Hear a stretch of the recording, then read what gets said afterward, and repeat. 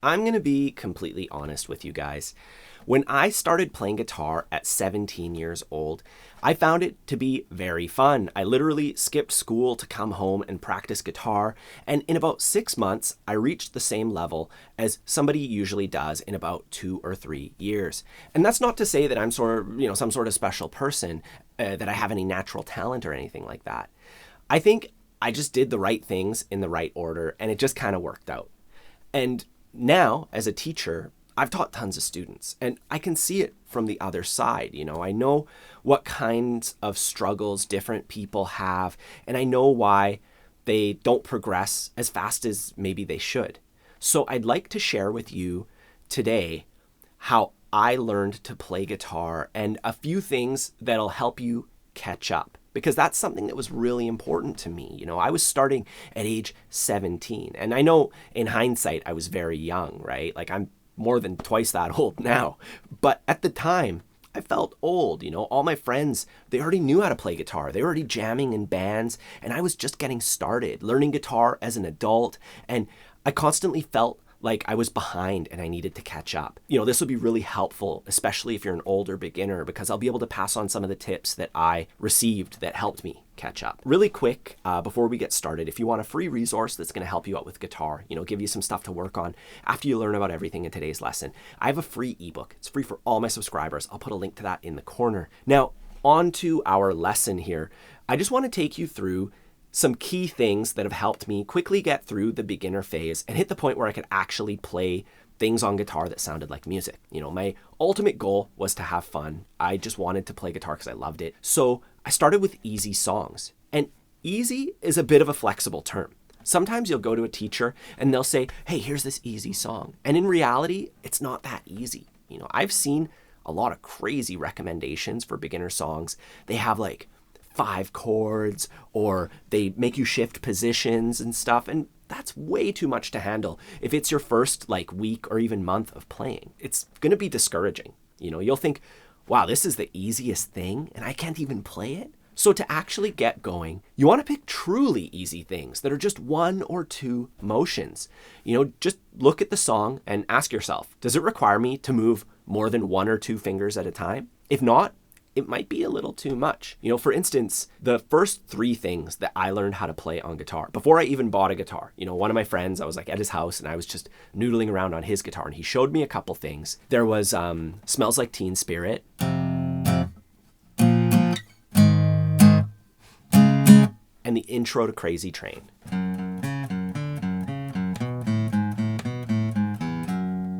And those 2 things, they have one thing in common. They use a simple shape, the same shape the whole time, or they just use a few notes that are short and repetitive. Of course, I didn't learn all of Crazy Train. There's this insane guitar solo that I didn't learn until a few years later. But, that was enough for me to feel like, hey, guitar is a lot of fun. So that's my first tip, to practice some stuff that's that even a beginner could learn. Now, my second tip is to have a couple of things you can practice that don't require brain power. And that's why I like to have a couple of really simple exercises, things that you can just turn off your brain and make your fingers do. They almost feel meditative to me. When I do these exercises, my brain relaxes, my body relaxes, and I can stop thinking about my life for a couple minutes, and just focus on the sound of the guitar. So the exercise that I did when I was first starting guitar, one of my friends showed me this. It's quite simple. You just start on anywhere on the thickest string. I like the 5th fret with my index finger, and then you just add your middle finger to the next fret, and you just add 1 finger at a time. And you got to leave your fingers down. That's the key. If you don't leave them down, it gets kind of choppy and hard to do. But if you leave your fingers down, it sounds great. You go all the way to the top. And once you reach the top, you can come back down. You place all your fingers on the frets and you just take 1 off at a time. I have a video that outlines this if you are interested. Anyways, the third thing is practicing each hand separately. When you're playing guitar, your hands have to coordinate. Everything has to work together and line up. But when we're learning new things, doing it all together at the same time can be a bit much. So it's really useful to be able to break things down. And there's a really logical way to do it with guitar. You just take a look at what you're learning and divide it into your chord hand or your fretting hand, and then your strumming hand or your picking hand, like the chords and then the rhythm. And then you just try to work on it separately. So, for instance, the very first thing that I learned was Smells Like Teen Spirit. And I remember when I learned it, I just kind of went through the motions and I could kind of play it. The downstrokes and upstrokes, they weren't in the right spot, and I wasn't really grabbing the shapes accurately, so they buzzed a bit. But you could recognize the tune if you heard me play it. Well, a few years back, I had a new student who wanted to learn how to play that song, and I was stoked. I was like, yeah, it's the first thing I ever learned. And I showed them the same way that I learned, and I realized that they just weren't naturally grabbing onto that rhythm. It was a bit too much for them. So we had to isolate the rhythm. Instead of worrying about the chord shapes, we just muted the strings and we focused on getting that rhythm down, and breaking it down and counting it and all that stuff, and getting that part of it going. And then we added the chords and it sounded great. And by the way, breaking things down, that's what a teacher or even my lessons here on YouTube are really good for. I literally break down the counting and I do all that work up front for you, showing you how to switch between all the shapes and doing all that so that you can just go through the motions at your own pace. Like all my song lessons are broken down into what you do with each hand and then we put it all together, and going through it that way, developing your rhythm like that, developing your fretting hand like that. It's all going to depend on a case-by-case basis what you need to do specifically. Like you have to figure out, okay, I'm not getting the rhythm or I'm not getting the fretting stuff, and knowing how to break things down is a skill that you develop. And I feel that's one of the best signs of a good teacher is that they can break it down enough for you to connect with you on your level. And this brings me to my next point, which is learning entire songs. One of the biggest issues that newer guitarists have is not being able to play full songs. Whether it's just playing through a song in your living room, maybe you want to go to an open mic, maybe you want to play with your friends, or you want to jam around the campfire. I've seen a lot of people teaching songs, especially here on YouTube. They just take you through it note by note, start to finish, saying, okay, first put your finger here, then put your finger here. And they never teach you how to work on it so that you can play through the whole thing one day. It's just how to memorize it start to finish. And it turns the act of learning music into a memorization exercise. And I think there's like a way better way to go about it. When you analyze a song, you'll realize that it's made up of little blocks.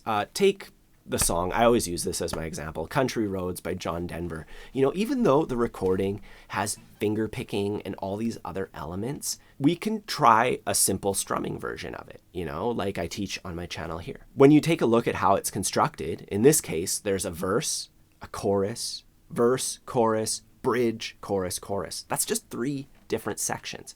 So instead of memorizing the song from start to finish, we can do it in 3 steps. First, we learn each section. Practice the verse by itself, the chorus by itself, and the bridge by itself. And you have to, make sure that you get the chord changes nice and smooth. Then you can add the strumming to each section.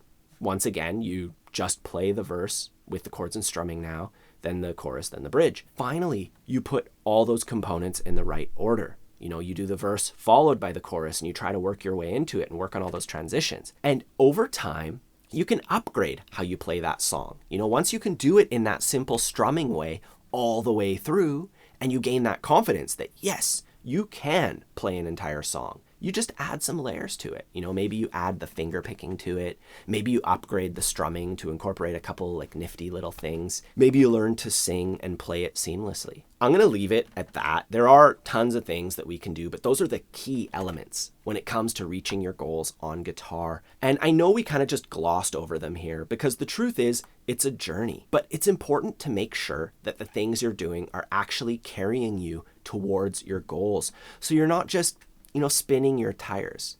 So I just wanted to give you some guidance and tell you what's worked for me and what has worked for my students. And if you actually want to take your time doing this, I have several courses available on my website depending on your level. If you want to learn all the basics, playing chords, strumming, doing the whole campfire thing, I have Learn Guitar Once and For All. I have other courses for learning bar chords, fingerstyle, lead guitar. I'll put a link to my courses page here. You can check that out if you want me to really take the time to guide you through every single step, and show you exactly what to practice and practice with you, and I've done all the legwork, right? And you can kind of just join along. You can check it out maybe in the corner, comments down below, or sorry, the description down below. Otherwise, I appreciate you for sticking with me in this lesson until the end. If you've not yet subscribed, please take a moment to do so. That way I can deliver you more content just like this. Otherwise, have a fun time practicing, and I'll see you soon.